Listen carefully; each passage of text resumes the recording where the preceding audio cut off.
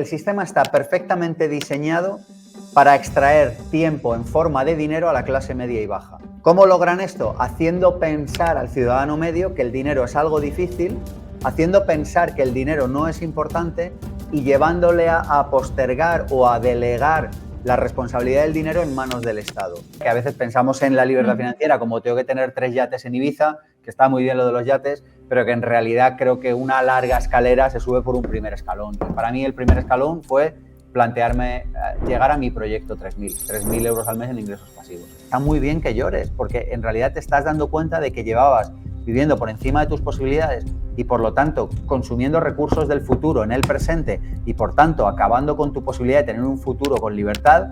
Llevabas haciendo esto años. Pero claro, Sergio, tú vives en el país de las maravillas. ¿Quién ahorra 15.000 euros? Digo, pues macho, es que freedom is not free. O sea, la libertad no es gratis. O sea, es que algo necesitas hacer. O sea, lo que no puedes es seguir haciendo lo mismo y esperar tener libertad financiera. Si tú tienes un patrimonio de 10 millones de euros en bolsa, probablemente lo mejor que puedes hacer es dedicarte todas las mañanas un rato a mirar que eso vaya bien. O sea, hay matices, ¿eh? Pero si tienes un patrimonio de 15.000 euros en bolsa, probablemente lo mejor que puedes hacer es dejar de mirar la bolsa todos los días, meterlo en un indexado, olvídate de eso y conviértete en un buen profesional o dedícate a ver atardecer, porque a lo mejor te mueres mañana y no lo ves. ¿Cuánto dinero necesito para conseguir la libertad financiera? No solo me parece, o sea, es que es imprescindible. Para una persona normal, que no tenga un salario ni muy alto ni muy bajo, a mí me parece que una muy buena manera de empezar es a través. ¿Qué tal? Bienvenidos a Rompiendo el Mercado, un podcast sin tabú, donde queremos democratizar la educación financiera, que cualquiera pueda ganar más con su dinero. ¿Te has preguntado cuál es la verdadera fórmula para alcanzar la libertad financiera? Bueno, es verdad que últimamente se ha puesto muy de moda, ¿no? Ese término de la independencia financiera, y lo que aquí queremos es hablar de ello, pero ser realistas, conocer cuánto dinero realmente me hace falta para poder retirarme o por lo menos para vivir más tranquilos, qué estrategias de inversión y qué hábitos podemos también aprender para no sé si llegar a ser libres, pero por lo menos eso, vivir mejor, ¿no? O cuánto tengo que ir ahorrando mes a mes para lograrlo. ¿Vale cualquier sueldo para poder intentar ir ahorrando ese dinero? Y quiero ir un poquito más allá, porque no solo eso, sino que también quiero saber si es importante también nuestra forma de conocer el dinero y de trabajar el dinero de nuestras finanzas personales y también nuestro ámbito personal para poder tener y ser felices también, ¿no? En todo ese sentido. Así que en este vídeo, bueno, puede ser un punto de inflexión ese que estabas esperando, ¿no? Un poco para intentar alcanzar esa libertad financiera, conocer esos pasos que podemos ir dando. Y para ello tengo el placer de tener aquí en el programa, en Rompiendo el Mercado, a Sergio Fernández, que es fundador del Instituto de Pensamiento Positivo. Se dedica también a la transformación personal. Tiene más de 35.000 alumnos que han pasado ya por su escuela, ha publicado 7 libros. Bueno, en fin, Sergio, una auténtica locura. ¿Qué tal? ¿Cómo estás? Feliz de estar contigo, Laura. Gracias por invitarme. Lo primero de todo quiero, Sergio, yo he hablado un poquito de ti, pero quiero que nos cuentes quién es Sergio Fernández. Bueno, pues primero un aprendiz de la vida, una persona curiosa que lee, que investiga, que estudia, que aplica, que a veces se equivoca, que a veces acierta y apasionado del desarrollo personal y profesional. Llevo más de 15 años profesionalmente en esto, llevo toda mi vida en esto. Desde adolescente empecé a leer libros de desarrollo personal, profesional y un poquito más tarde sobre temas de finanzas. En el año 2012 fundé ippformación.com. Como dices, más de 35.000 personas han pasado por nuestros programas de pago de ticket medio o alto. Si considero ticket bajo o programas gratuitos, estamos hablando de cientos de miles de personas, literalmente. O sea, estaríamos hablando de más de 300.000 personas. Pero hablo solo de tickets de medio alto. He publicado 7 libros, el último Libertad Financiera, dirijo 4 másters, máster de desarrollo personal, máster de emprendedores.com, máster de libertad financiera, desafío V100 y no sé, es que llevo toda la vida en esto. Entonces, toda la vida en esto, a 5 o 6 días a la semana, pues sale para hacer muchas cosas. Escribo un email diario con reflexiones sobre dinero, con reflexiones sobre desarrollo personal y no sé, esto te cuento así. En titulares esto es. En titulares, eso me ha gustado mucho, en titulares. Lo primero que quiero preguntarte, Sergio, ¿qué es para ti? Has dicho que en finanzas realmente llevas menos tiempo que con ese desarrollo personal. ¿Para ti qué es la libertad financiera o independencia financiera? Porque es un término que está muy de moda, se utiliza mucho, pero para todo el mundo no significa lo mismo. ¿Qué es para ti la independencia financiera? Hay como dos conceptos. Uno es y hay personas que los utilizan indistintamente, así que en el fondo da un poco igual. Hay dos conceptos. O sea, vamos a decir, libertad financiera es la capacidad que tienes de pagar tus gastos habituales sin tener que hacer un trabajo activo, es decir, sin ingresos activos, fruto de tu trabajo, de que vayas a una mañana a una empresa o a la tuya propia o lo que sea. Es decir, con ingresos pasivos que provienen de tus inversiones. Ejemplo rápido que todo el mundo entiende. El salario medio en España es de aproximadamente 2.000 euros al mes. Por lo tanto, una persona que tuviera, ultra simplificando, 2 alquileres de 1.000 euros al mes, que percibiera 2.000 euros al mes en rentas, ya sé que esto es inexacto, impuestos, desgastes, no sé qué, básicamente sería libre financieramente. Tendría libertad financiera. Y luego hay otro concepto que utilizamos a veces, que es el de independencia financiera, que es el dinero que tienes ahorrado, cuántos meses o años te permite vivir. Seguimos con el ejemplo, yo gasto 2.000 al mes y tengo 4.000 euros de ahorros, pues tengo una independencia financiera de 2 meses, es decir, tengo carrera para fundirme el dinero que tengo durante 2 meses. A mí el que me interesa es el de libertad financiera, que es el momento en el que tus ingresos pasivos superan a tus gastos. La buena noticia de esto es que con un salario relativamente bajo como el que hay en España y en muchos países, de 2.000 euros al mes, básicamente una persona que tenga ingresos pasivos por más de 2.000 euros al mes es libre financieramente. Esto se puede hacer en unos pocos años, se puede hacer sin tener un conocimiento muy exhaustivo de cómo funcionan las cosas y es una buena noticia porque no estamos hablando de convertirnos en millonarios, que a quien le interese eso pues tiene otro trabajo que hacer, estamos hablando de convertirnos en personas libres. Y eso es un trabajo que yo me propuse hacer hace más de 15 años ya en este momento y me prometí a mí mismo y a la vida que cuando lo hiciera pues escribiría el libro que luego escribí, Libertad Financiera, y crearía un programa que por aquel entonces no tenía nombre, pero que ahora se llama Máster de Libertad Financiera. ¿Y tú ya eres libre financieramente? Sí, yo lo hice relativamente joven, de lo cual estoy contento y orgulloso, y luego, por supuesto, he seguido caminando y he seguido haciendo cosas. Yo el primer objetivo que me puse, y lo cuento en mi libro, Libertad Financiera, le llamé Proyecto 3.000.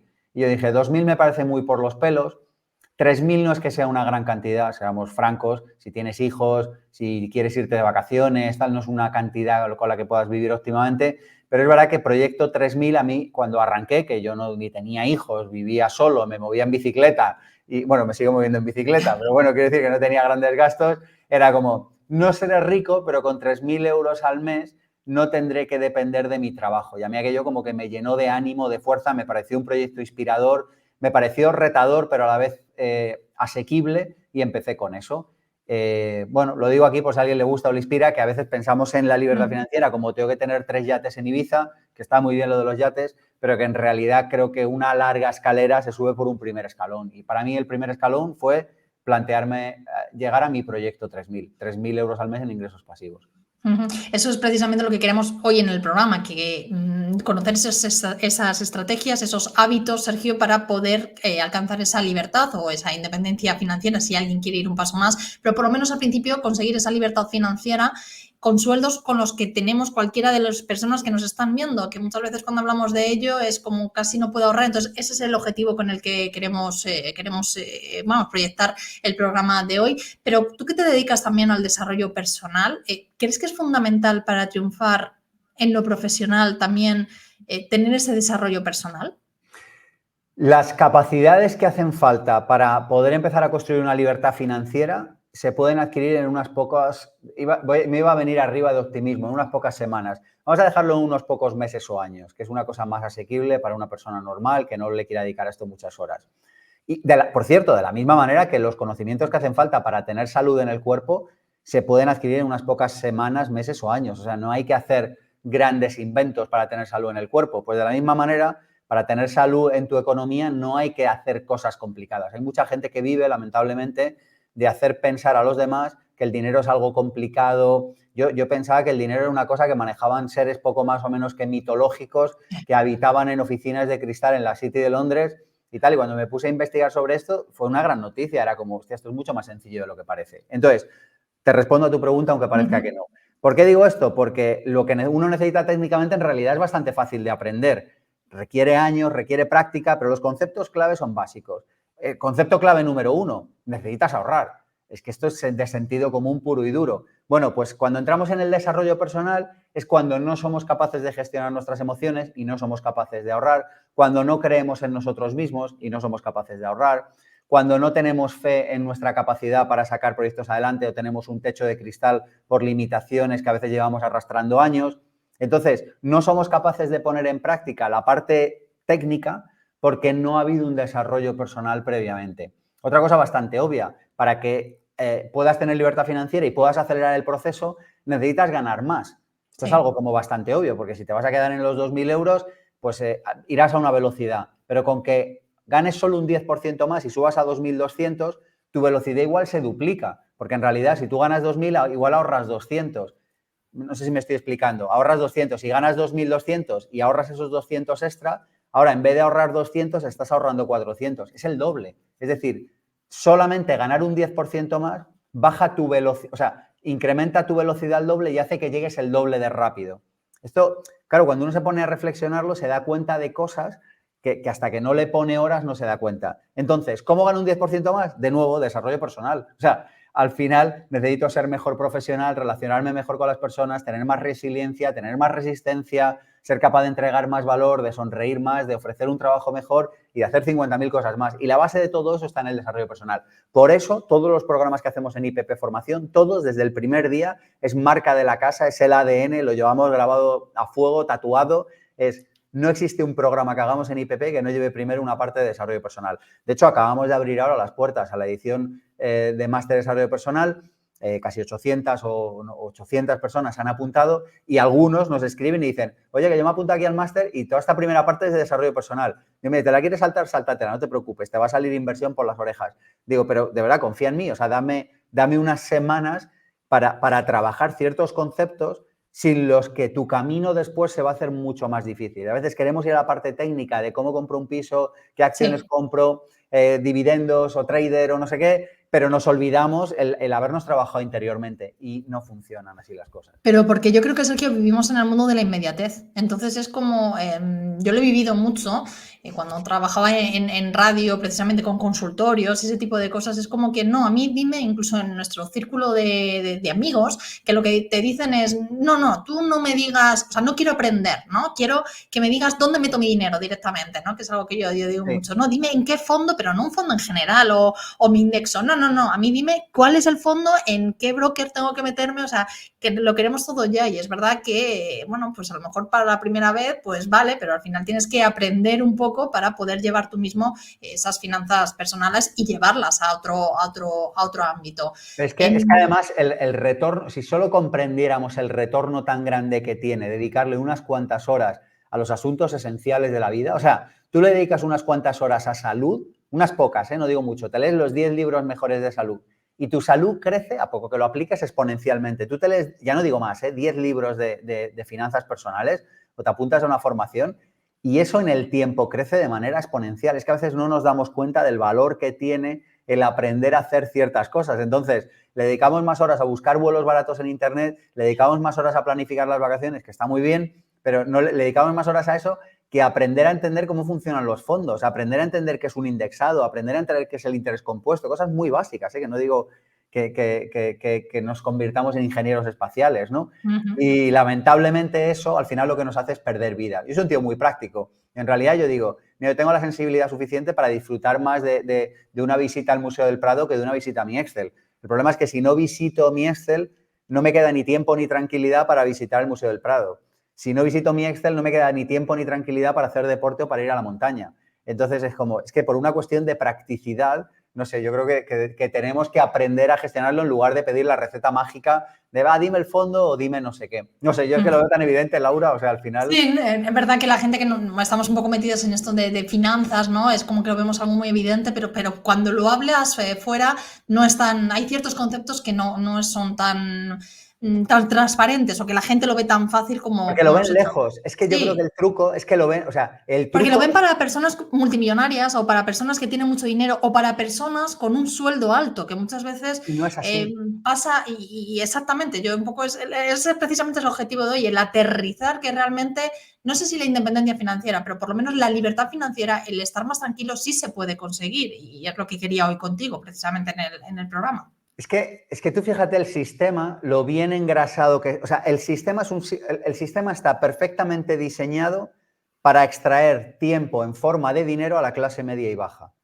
¿Cómo logran esto? Haciendo pensar al ciudadano medio que el dinero es algo difícil, haciendo pensar que el dinero no es importante y llevándole a postergar o a delegar la responsabilidad del dinero en manos del Estado. La mayor parte de las personas no tienen un plan serio constituido para jubilarse al margen del Estado.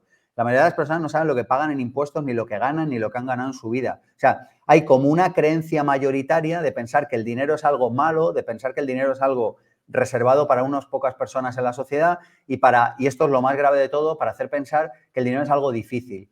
Y yo cuando me siento con nuestros alumnos y les decimos, entender de dinero es algo fácil, el dinero es una herramienta maravillosa y definitivamente si quieres ser buena persona en este mundo, no digo que sea imprescindible, pero te va a facilitar enormemente el tener dinero porque va a potenciar y va a dejar mucho más claro la persona que eres y además resulta que sin dinero no tienes tiempo.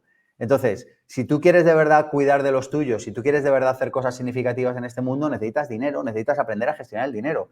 Pero la cuestión es que hay un clima social que hace pensar que el dinero es algo malo. De hecho, cuando tú buscas, lo hice recientemente, hace unos meses, cuando tú buscas noticias relacionadas con el dinero, con la palabra millonario, invito a cualquier persona que nos escucha que lo haga, en medios de comunicación, ya sabes, los medios de comunicación libres del pensamiento único, convenientemente pagados con dinero proveniente de publicidad institucional, 200 millones el año pasado en concreto en España.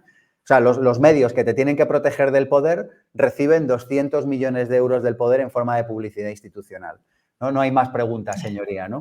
En fin, estos medios, cuando hablan de dinero o de millonario, invito a una persona que nos esté escuchando a que lo haga. Verá que el campo semántico es siempre negativo.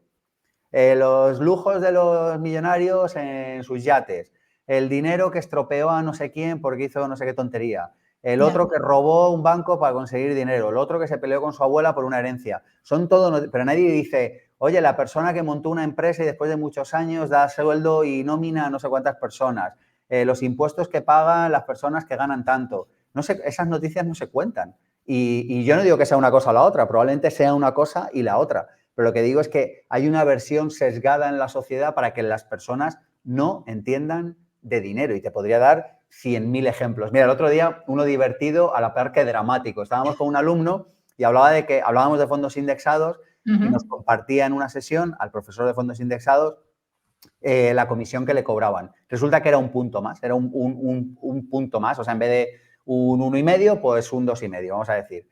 Y le hicimos el cálculo en directo de cuánto le iba a suponer eso en dinero a lo largo de los próximos 30 años, ese 1% en comisiones. Y casi se cae al suelo, porque eran 100 y pico mil euros más en comisiones. Y no lo entendía, porque decía, pero si yo pongo 300 o 400 euros, no me acuerdo qué pongo al mes, en un fondo indexado, un 1%, pues son 4 euros, tampoco es tanto. Y era, no, es que no es esto, es que al final del periodo, por un montón de razones que no vamos a explicar ahora aquí, son 100 y pico mil euros. Este es el tipo de cosas que el sistema no quiere que entiendas, porque si las entiendes, no te pueden tomar el pelo ni extraer tiempo de tu vida en forma de dinero. ¿Sabes? La sensación que yo tengo, Sergio, es que somos como junkies, ¿no? Del piloto automático en nuestras vidas. Es como que, bueno, no me saques de estos hábitos porque es a lo que estoy acostumbrada. ¿Crees que hay hábitos o qué hábitos consideras tú cruciales para mejorar nuestras finanzas? Muchos. Vamos por los que me vienen así a la cabeza. Lee todos los días de tu vida. Lee todos los días de tu vida. No importa si te mueres de sueño o no. Te perdono un día o 2 a la semana, pero no más. O sea, lee y estudia todos los días de tu vida. Hazte una formación o 2 al año. Y tú dirás, ¿pero todas de dinero? Y digo, es que no hace falta que sean todas de dinero. Porque cuando tú aprendas a encontrarle el placer y el gusto a aprender, inevitablemente, en algún momento vas a acabar aprendiendo sobre dinero. Porque es una de las partes importantes de la vida. Si a ti te gusta aprender, inevitablemente vas a empezar probablemente aprendiendo de tu profesión, si tienes algún hobby, pero llegará un momento en que si te gusta aprender dirás, oye, voy a aprender de fondos indexados, voy a aprender de inmuebles, voy a aprender de salud, voy a aprender de cómo estar más jovial y con más energía, voy a aprender de cómo tener mejores relaciones, etc. Así que un hábito muy bueno, Laura, es el diezmo educativo. Invierte el 10% de tus ingresos netos en formarte. Esto es tanto más importante cuanto menos ganes. O sea, si ganas 2.000 no hay discusión. Si ganas 10.000 podemos discutir, probablemente no necesites invertir tanto todos los meses de tu vida en formación, aunque tampoco tendría mal. Pero cuanto menos ganas, más fundamental es esto. Así que el diezmo educativo, por supuesto, aplicado a desarrollo personal, desarrollo profesional, desarrollo financiero, aprender de salud, aprender de relaciones, aprender de cosas que te hagan tener una vida mejor, porque nos pasamos la vida estudiando cosas, que no tengo nada en contra de estudiar lo que sea en la vida, pero nos pasamos la vida estudiando cosas que no tienen una transcripción literal a nuestra calidad de vida y a que podamos vivir mejor.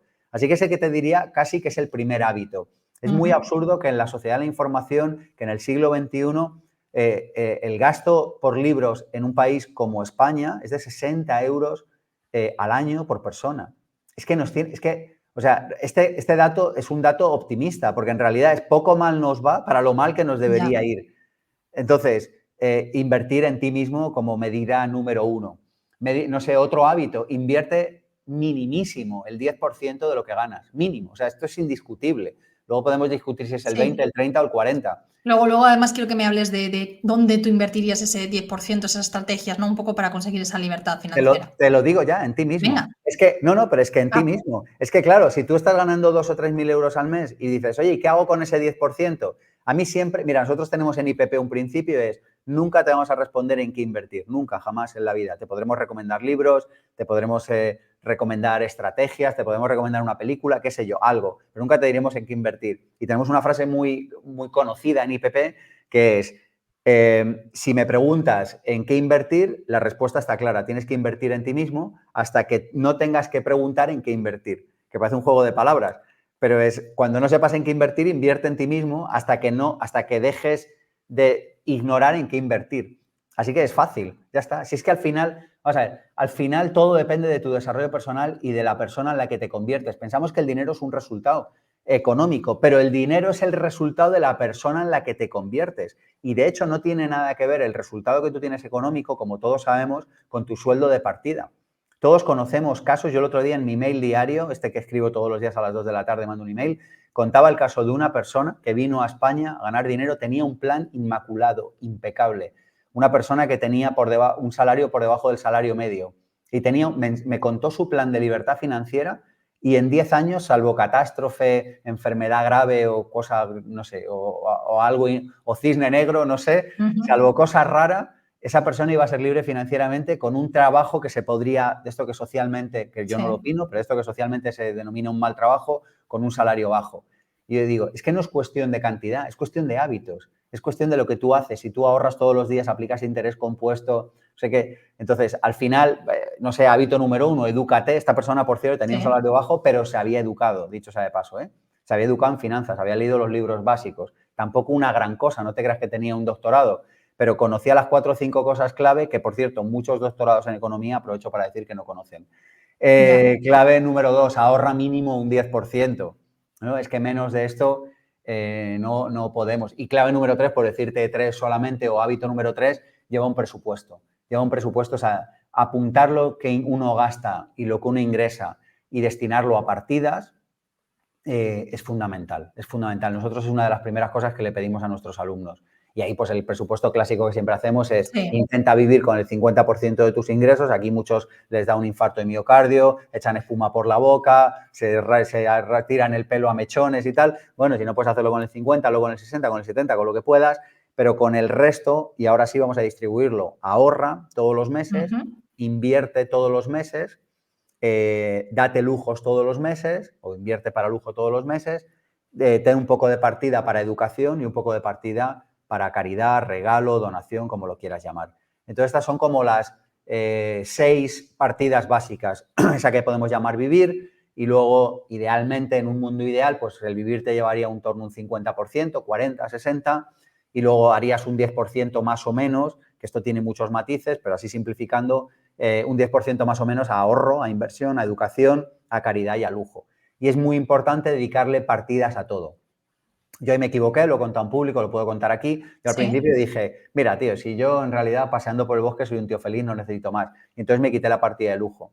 Y pasaron años y me di cuenta que la partida de lujo era fundamental. Hacía la vida más divertida, te permitía empezar a disfrutar ya de la libertad financiera. Es que hay que vivir, Sergio, porque esa era una de las preguntas que también tenía 2 que quería hacerte. Una era que más o menos ya me lo has respondido, pero si realmente necesitas para conseguir la libertad financiera, realmente necesitas hacer ese presupuesto, sí, pero saber cuánto dinero se necesita necesito para conseguir esa libertad financiera, ¿crees que es importante hacer ese cálculo? Sí, o sea, la pregunta es si es importante conocer tu Sí, cifra final de patrimonio. sí, sí, es exactamente. O sea, ¿cuánto dinero necesito o A hay mí me forma de parece, calcular cuánto dinero necesito para conseguir la libertad financiera? no solo me parece, o sea, es que es imprescindible. O sea, para mí es como de las primeras preguntas que uno tiene que hacerse y yo fue de las primeras que me hice sin ni siquiera haber, o sea, de hecho luego cuando descubrí que eso era importante, dije, mira, o sea, es como de sentido, o sea, hay cosas que son de sentido común. Controlar tus ingresos y tus gastos es de sentido común. O sea, es que eso no puedes no hacerlo. O sea, cualquier empresa que esté bien administrada, los países cuando estaban bien administrados funcionaban así también. Me ha gustado eso de cuando estaban. ¿Te acuerdas cuando los países Sí, no sí. gastaban más de lo que ingresaban? ¿No? Aquellos tiempos. En aquellos tiempos en los que había presupuestos generales bueno, en fin. Entonces, una empresa una empresa, una familia no puede funcionar sin ingresos ni gastos. Pues de la misma manera, una persona con aspiración a libertad financiera tiene que conocer su objetivo. Otra cosa es que se vuelva loco por el objetivo. Otra cosa es que deje de vivir por el objetivo. Otra cosa es que deje de hacer cosas de sentido común solamente para echarle gasolina al objetivo. Yo no creo que ese sea el camino. O sea, yo de hecho, vamos, es que te lo estaba contando hace un momento, cuando empecé a destinar un presupuesto a lujos, a la partida de lujos, empecé a ir más rápido. Que es una cosa que se cuenta y no se cree. Claro, empecé a ir más rápido porque de repente era más divertido, porque de repente te das un capricho, porque de repente tu nivel vibracional sube, Pero porque de habrá repente... gente que no lo entienda, Sergio. O sea, puede Pero es decir, pero fácil vamos a de ver, entender, confían cómo más. yo destino parte de ese dinero que ingreso a lujos, digamos, pues eso, a ser feliz o a hacer cosas que me hagan feliz, que pueden ser de más o menos dinero, y con eso consigo antes la libertad financiera?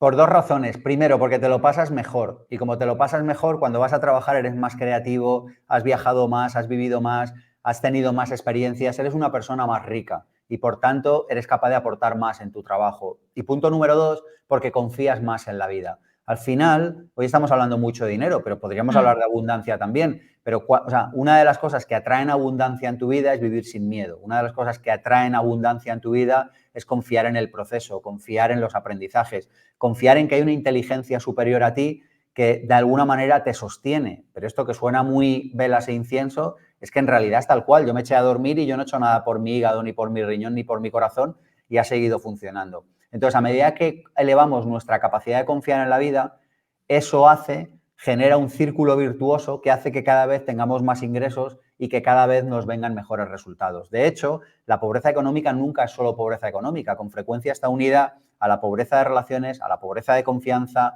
a la pobreza de conocimiento, a la pobreza social. La pobreza económica nunca es pobreza económica aisladamente. Y una de las pobrezas que suele acompañar a la pobreza económica es la pobreza de confianza en ti mismo, de confianza en tus socios, en tus trabajadores, en tus jefes, en tu pareja, en lo que sea, ¿no?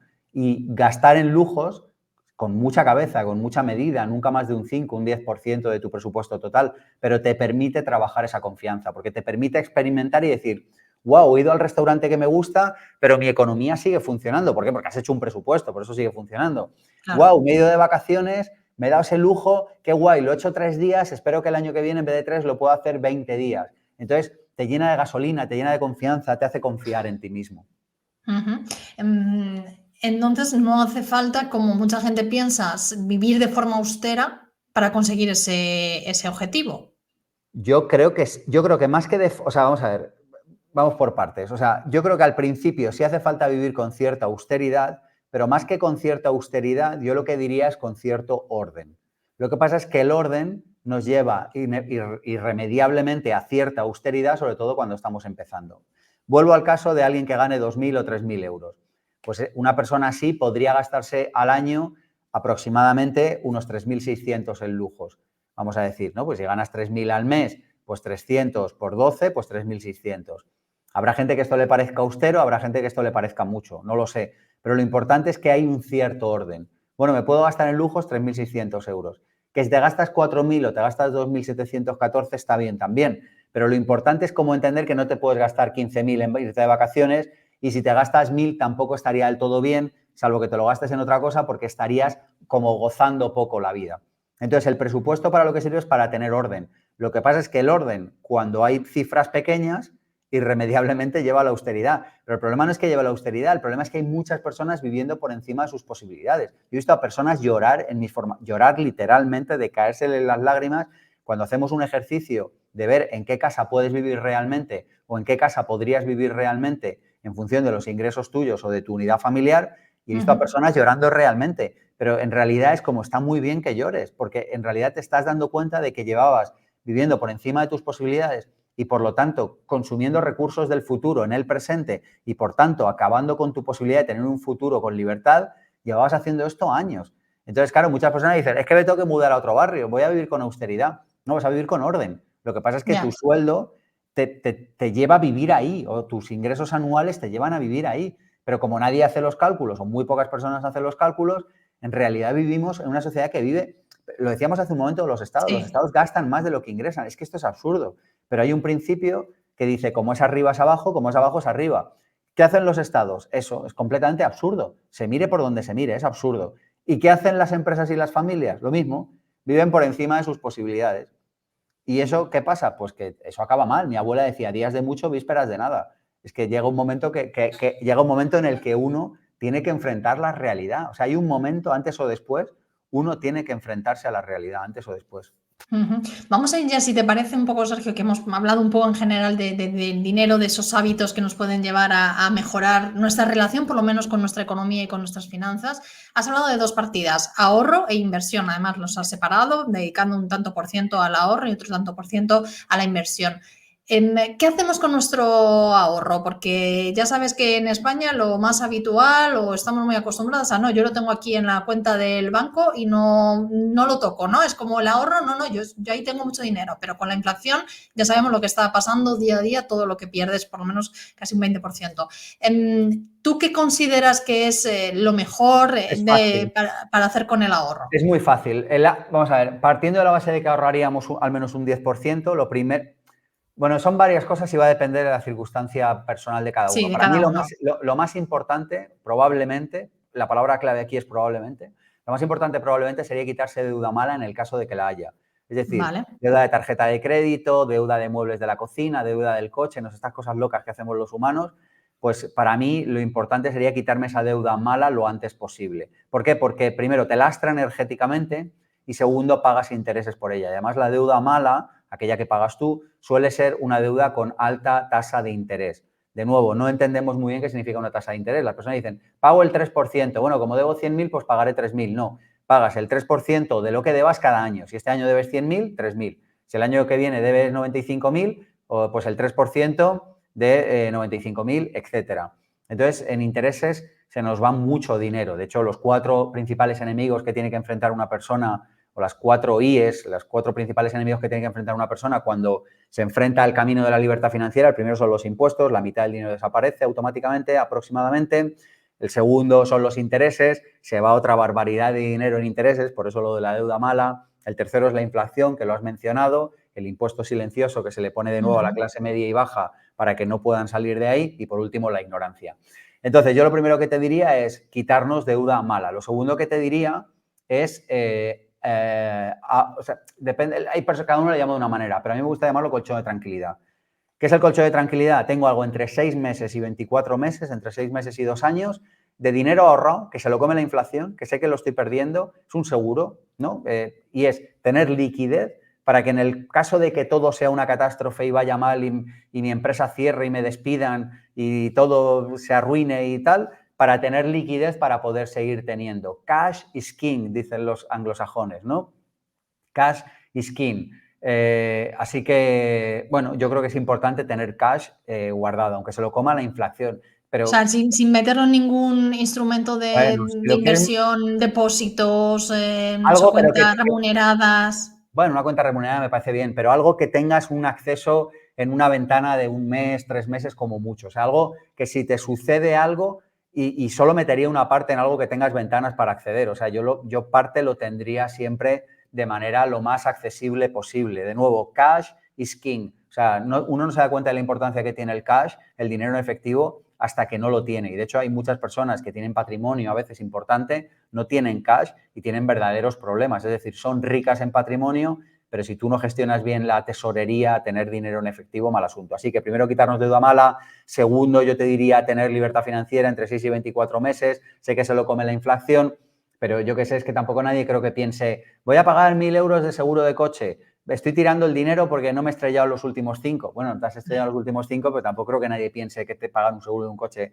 sea tirar el dinero. Pues para mí esto es lo mismo. Oye, se lo come la inflación, bueno ya, pero es un seguro, es una garantía, es una manera de poder vivir más tranquilo en un futuro. Fondo de intereses concretos, voy a ahorrar para comprarme un coche, voy a ahorrar para comprarme una casa en la playa, voy a ahorrar para darme la vuelta al mundo, este tipo de cosas. Y si no tienes deuda mala, si ya tienes el colchón de tranquilidad y no necesitas ahorrar para fondos, para cosas concretas, la universidad de los niños, la moto de mis sueños, estas cosas, pues ya el ahorro desaparece. De hecho, nosotros tenemos alumnos y personas que les va bien económicamente que no necesitan ahorrar. Que esto es una belleza, si lo piensas. No, llega un momento que no necesitas. Yo no me lo planteo, vamos, directamente. No, pero También es verdad que en mi caso, bueno, hablo de mi caso particular, con hijos pequeños, bueno, pues es difícil, ¿no? El no mirar más allá, pues por lo menos para sus estudios. Pero ojo, porque entonces la partida de ahorro se va a inversión. Y si tú tienes una economía bien planificada y tienes hijos, y entonces tú dices, yo les voy a hacer que cuando tengan 20 años sean libres financieramente. Genial, tú la partida de ahorro la llevas automáticamente a inversión para empezar a comprarles un fondo, para pagarles un inmueble. O sea, que tú la parte de ahorro, Sergio, realmente la tendrías, como dices tú, sin tocar, o sea, no metiéndola en ningún tipo de instrumento ni de nada. Yo El personalmente siguiente tramo ya lo meteríamos en la parte de inversión.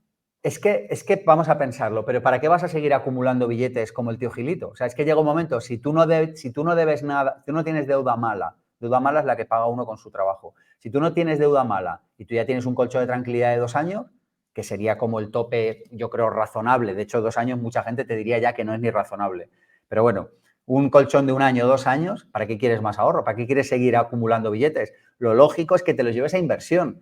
Para que esa inversión te dé cash flow mensual o anual o lo que sea, o crezca, o la vendas, o hagas lo que depende de tu estrategia de inversión. Pero llega un momento que no necesitas más. Pero ojo, si tienes hijos y dices, bueno, pues para cuando vayan a la universidad, si es que van, o para cuando se independicen o lo que sea, pues tú puedes coger y decir, pues esos 500 euros de ahorro, esos 100 euros de ahorro, me da igual la cantidad porque lo importante es el hábito, no la cantidad. Esto es muy importante, lo importante es el hábito, no la cantidad. Tú dices, pues esos 100 euros de ahorro se los meto y les voy a comprar una vivienda de manera que dentro de 20 años cada uno de ellos tenga una vivienda, cada uno de mis hijos. Y tú empiezas a meter esos 100 euros de ahorro para comprar esa vivienda, para que se pague con el alquiler y dentro de 20 años, ¡pum!, de la nada aparece una vivienda. ¿Es ahorro? Pues hombre, sí, pero no. Entonces yo lo que te diría es, a partir de cierto modo, la partida de ahorro y de inversión van juntas. A partir de cierto punto, ahorro e inversión van siempre a inversión durante cada periodo, sea mensual, anual, trimestral, lo que sea. Y en esa parte de inversión, ¿cuál sería para ti esas estrategias, aunque has dicho que, bueno, que es muy personal, que depende de cada uno, pero, por ejemplo, entre inmobiliario y dividendos, renta variable, ¿qué consideras mejor? Esto va a depender mucho del momento de la vida en el que se encuentre la persona y del tiempo que le quiera dedicar y de lo que sea capaz de ahorrar y de muchas cosas. Yo lo que digo es, para una persona normal, que no tenga un salario ni muy alto ni muy bajo, a mí me parece que una muy buena manera de empezar es a través o de indexados, porque no te generan lío, no te hacen perder tiempo o te hacen perder muy poco tiempo, o a través de inmuebles. Yo empecé a través de inmuebles por una lógica que no digo ni que sea mejor ni peor, pero a mí me parece una lógica y es, no se va a fabricar mucho más suelo, el suelo que hay es el que hay, las ciudades tienen el tamaño que tienen, no van a tener más tamaño, el centro de Madrid es el centro de Madrid y va a seguir siendo el centro de Madrid los próximos 500 años, al menos en metros cuadrados disponibles, o a lo mejor hacen alguna torre más alta y se incrementa, pero no se incrementará exponencialmente. Entonces yo dije, eso va a ser un bien que va a ser necesario, cuando tú estudias a lo largo del tiempo, es un bien que típicamente a poco bien que hagas las cosas, crece por encima de la inflación, lo cual ya es bastante. Y adicionalmente, si a mí me van muy mal las cosas, tendré un techo donde vivir. O sea, podré bajarme a pedir limosna a la puerta, ya sé que esto no es muy abundante, pero sígueme la lógica. Podré bajarme a pedir limosna a la puerta de mi inmueble, alguien me dará algo y comeré y luego dormiré caliente bajo un techo. Entonces, ya sé que no es la mejor estrategia, ya sé que no es la más rápida, ya sé que no tal, pero definitivamente me parece una estrategia que para empezar es fácil, Primero, porque te puedes apalancar, nadie te da dinero prestado para comprar. Tú vete al BBVA o al Santander, me da igual, al banco que sea, y dile, oiga, BBVA, ¿me da usted 100.000 euros para comprar acciones de BBVA? Y la carcajada que les da se oye en Pernambuco. Tú vas al BBVA y le dices, oiga, ¿me da usted 100.000 euros para comprar un par de pisillos y se los voy pagando los próximos 20 años? Y a poco que hayas hecho bien las cosas, te lo dan. Entonces, yo dije, primero, no hace falta mucho dinero, me puedo apalancar, se paga solo y si las cosas van muy mal, tengo un techo donde dormir. De hecho, nosotros el otro día en un programa que tenemos que se llama LF Pro, el otro día hicimos unas sesiones, le llamamos Sprint, que son 3 sesiones a lo largo de 3 meses, donde invitábamos a las personas que les gustara, no todo el mundo se sumó al Sprint, pero hubo alumnos que sí, a que empezaran el plan de comprar 5 pisos en 5 años. 5 pisos muy baratos en 5 años. Hay pisos de 50, 60, 70 mil, para lo cual con un ahorro de entre 15 y 20 lo puedes financiar y que hicieran esto a lo largo de 5 años. Entonces, mucha gente me dirá, pero claro, Sergio, tú vives en el país de las maravillas, ¿quién ahorra 15.000 euros? Digo, pues macho, es que freedom is not free, o sea, la libertad no es gratis. O sea, es que algo necesitas hacer, o sea, lo que no puedes es seguir haciendo lo mismo y esperar tener libertad financiera. Entonces, cuando la gente pone esto, digo, pues espérate y haz el sprint el año que viene, yo qué sé, pero tendrás que ahorrar, yo qué sé, 12, 15, 20.000 euros, que no es tanto, si lo piensas, porque en realidad en un año, si ahorras 1.000 al mes, son 12.000. Si ahorras 500, son 2 años. Bueno, pues con eso ya puedes empezar. Y la buena noticia es que el segundo piso se te paga parcialmente con las rentas del primero, con lo cual para el segundo no tienes que esperar otros 2 años, con año y medio quizá ya te sirve, no sé si me estoy explicando, porque haces interés compuesto y te apalancas en los propios resultados de tu primer piso.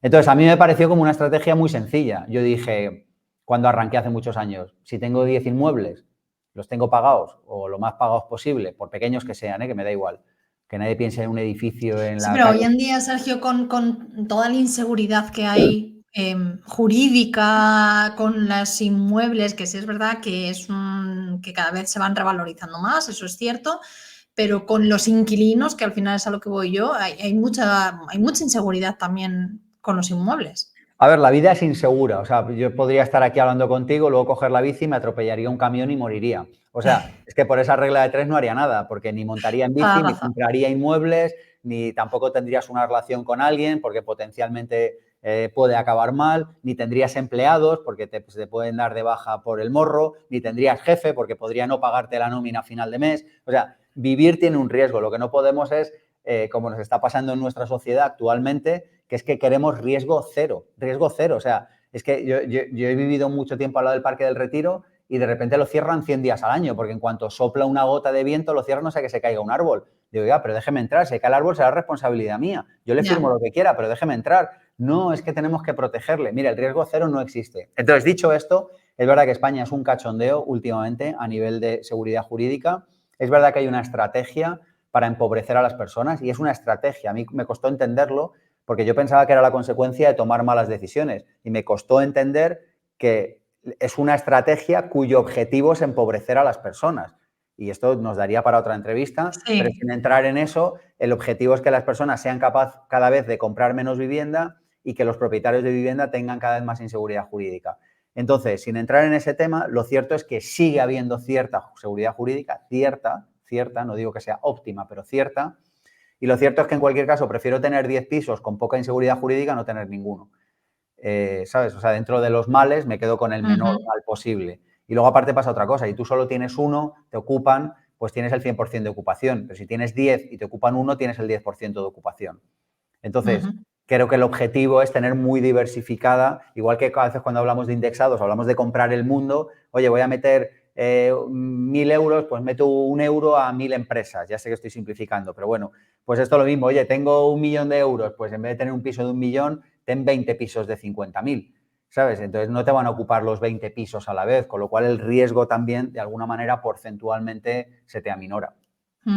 No digo que sea óptimo, lo que digo es que es sencillo de entender. Y que no. y Y que por además algún aquí hay que empezar, ¿sabes? Y yo creo que es o sea, 5 pisos en 5 años o 5 pisos en 10 años, de verdad que es una cosa que prácticamente todo el mundo que se lo proponga lo puede hacer. Ahora bien, igual o tiene que convertirse en mejor profesional, o tiene que trabajar los fines de semana, o tiene que cambiarse de trabajo, o tiene que sacrificar ciertas cosas, o tiene que hacer algo, pero es que depende de lo que tú consideres más importante. Para mí la libertad es un valor importante en mi vida. Así que yo estuve dispuesto a sacrificar ciertas cosas para luego obtener algunas pasado un tiempo. A lo mejor hay personas que dicen, para mí el valor del disfrute es mucho más importante que el valor de la libertad. No voy a cambiar mis vacaciones por nada del mundo. Bueno, pues si tú si tú tienes claridad con eso y eres consecuente con eso y entiendes las consecuencias, pues adelante con ello, ya está bien. Pero algo hay que hacer, claro, porque es que si no, no puedes empezar a echar a andar la rueda, ¿no? ¿Cuál fue, o para ti, cuál ha sido la decisión financiera tuya más arriesgada que tomaste, que has tomado? Pues mira, yo pocas. Ya que estamos hablando de riesgo. Mira, yo pocas, porque te voy a contar como yo lo veo, que no digo que sea la mejor ni la peor. No. Yo me leí un libro hace muchos años, que es El hombre más rico de Babilonia, que ni siquiera es tan brillante, pero me saqué una idea muy buena de allí. Decía, cada euro ganado es un esclavo de oro trabajando para ti el resto de tu vida. Y yo dije, yo no sé si sacaré muchos esclavos de oro o pocos esclavos de oro, no lo sé. Lo que sé es que esclavo que entra, esclavo que se queda. Entonces, yo nunca he tomado decisiones muy arriesgadas financieramente, eso es parte de una estrategia personal, porque yo empecé relativamente joven y yo dije, a poco bien que yo lo haga, en unos años consigo el resultado. Entonces, ¿qué prefiero? ¿Tener el resultado en 10 años seguro o tener el resultado en 3 o en 26? Porque claro, a medida que arriesgas más, tienes menos garantía. Esto es de sentido común. Entonces yo dije, prefiero tardar un poco más considerando que soy lo suficientemente joven, pero a cambio no jugármela gratuitamente. De manera que yo nunca he metido pelotazos en las conversaciones con inversores y con amigos con libertad financiera y empresarios y no sé qué. Siempre soy el más aburrido, ¿sabes? Porque, no, pues compré esto y lo No tienes anécdotas. No tengo anécdotas de multiplicar por 10 ni este tipo de cosas. Pero a cambio, tampoco tengo anécdotas de, no, lo metí ahí y lo perdí todo, perdí la mitad, entré en 100 y salí en 14. No sé, yo de esas no tengo. Entonces, ¿qué pasa? Que para mí mi estrategia es la de la tortuga y la liebre. De nuevo, no digo que sea la mejor, digo que es la mía. Sí, la sí. tortuga y la liebre es mucho más rápida, corre más, pero al final quien gana la carrera es la tortuga. ¿Por qué? Porque es constante. Entonces yo he sido muy constante en hacer las cosas de manera, comillas, mediocre, pero he sido excelente en hacer las cosas mediocres. No sé si me explico. O sea, como que llevo con la misma estrategia, no sé, en este momento más de 15 años. Entonces, ¿qué pasa? Que si tú haces lo mismo todos los años, durante muchos años, obtienes un resultado sí o sí. Lo más sencillo de hacer es lo más complejo de hacer. Lo más sencillo de hacer es lo más complejo de hacer. Entonces, mi estrategia es muy sencilla, pero a cambio... Que se basa sobre todo en inmuebles, ¿no? Porque te estoy entendiendo, Sí, inmuebles e indexados. Sí, luego pasé indexados, pero de nuevo con unas cosas muy conservadoras, comprando el mundo, súper diversificado, con bonos a veces, tal. O sea, una cosa Vale. muy básica. Pero ¿qué pasa? Que de nuevo, como es constante, me quita muy poco tiempo, me permite centrarme en mi carrera profesional, no me quita tiempo. O sea, yo creo que salvo que uno vaya... Esto es otro comentario políticamente poco incorrecto, no poco correcto, poco sexy. A la gente le gusta decir que es inversor y yo digo, a mí me gusta que mis inversiones me quiten el menor tiempo posible, porque donde yo soy brillante es generando valor. Donde yo tengo que tener mi tiempo es donde yo en muy pocas horas genero muchísimo valor. Entonces yo quiero que mis inversiones me quiten muy poco tiempo de gestión o el menor tiempo de gestión. ¿Por qué? Porque yo eso lo que quiero es que si lo otro va mal, esto me permita seguir funcionando y además es una garantía para el futuro, para mis hijos, para todos, ¿no?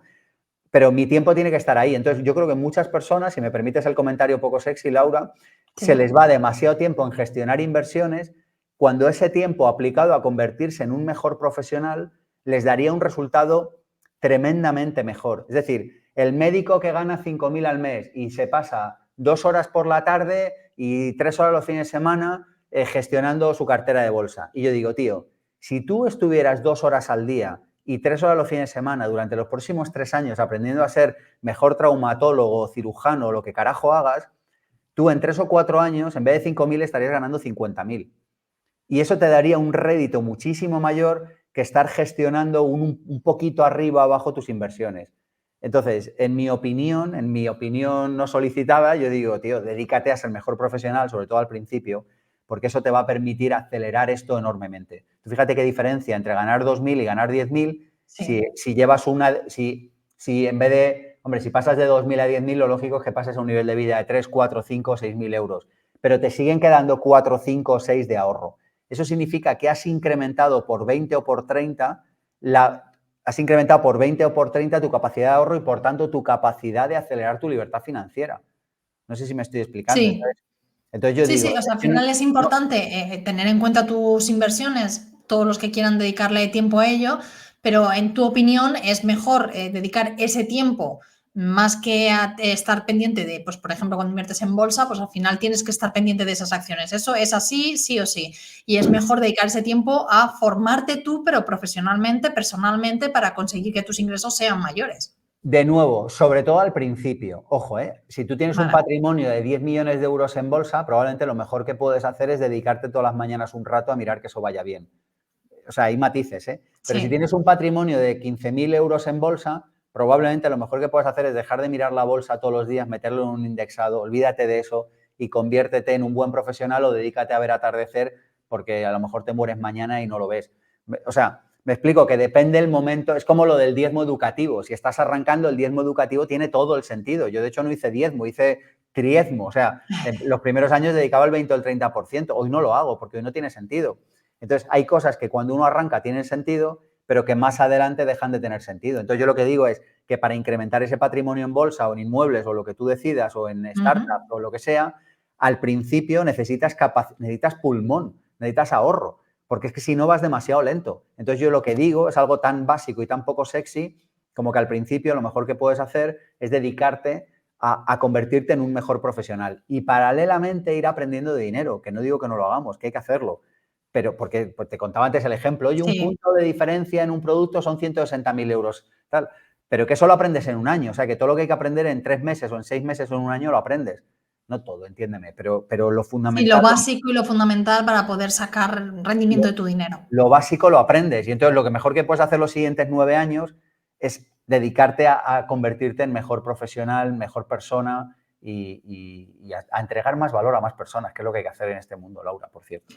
Pues con esto nos vamos a quedar, Sergio Fernández. Precisamente eso es lo que queremos con este podcast y con este programa hoy contigo, es aportar valor, aportar conocimiento y que en una hora pues se queden por lo menos con esas ideas claves de que sí se puede conseguir la libertad financiera, que no es algo, o sea, es algo soñado, pero que es posible. No necesitas tener grandes sueldos para poder lograrlo, simplemente es verdad que necesitas un pequeño esfuerzo y, como decía Sergio también, esa formación personal que muchas veces lo dejamos de lado y al final hay que invertir en nosotros mismos porque eso es fundamental para poder seguir. Sergio, ha sido un placer. Muchísimas gracias por acompañarnos aquí en Rompiendo el Mercado Podcast y nada, hasta la próxima para que me vayas dando esos claves y esos hábitos también para conseguir esa libertad financiera. Pues muchas gracias a ti, Laura, por esta oportunidad y nada, si alguien se ha quedado con ganas de más, en ippformacion.com/regalo me escribo un email al día con reflexiones como estas o con muchas otras, así que hasta que me vuelvas a invitar aquí nos vemos, nos podemos leer por ahí.